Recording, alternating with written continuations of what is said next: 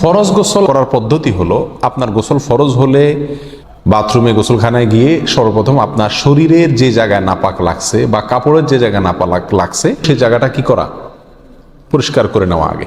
যদি আপনার জায়গাটা চিহ্নিত থাকে যে এই জায়গাটা নাপাক লাগছে, ওই জায়গাটা ধুয়ে ফেলান। এরপরে নামাজের জন্য যেভাবে আমি অজু করছি সেভাবে অজু করা।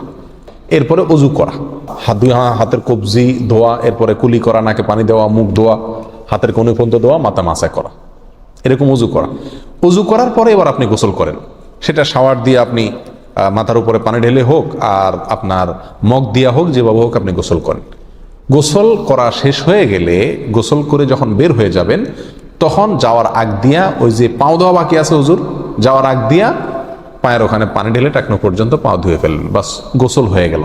এই ভিতরে আপনার শরীরের প্রতিটি অঙ্গের প্রতিটি জায়গায় পানি পৌঁছানোর চেষ্টা করতে হবে। প্রকাশ্য অঙ্গ যেগুলো, নাভির প্যাচ থেকে নিয়ে, বগলের নিচ থেকে নিয়ে, আঙ্গুলের চিপা থেকে নিয়ে, প্রত্যেকটা জায়গায় যেন পানি যায়, সেজন্য সেখানে পানি পৌঁছানোর চেষ্টা করতে হবে। ডলার দরকার হলে ডলবে, যেভাবে ওখানে পানি পৌঁছাতে হবে। কানের প্যাঁচের ভিতরে, একেবারে গভীরে না, প্যাঁচগুলোর ভিতরে যেন পানি যায়, সেদিকগুলো খেয়াল রাখতে হবে। কোনো একটি জায়গা যদি শুকনা থাকে তাহলে কি হবে না, ফরজ গোসল হবে না।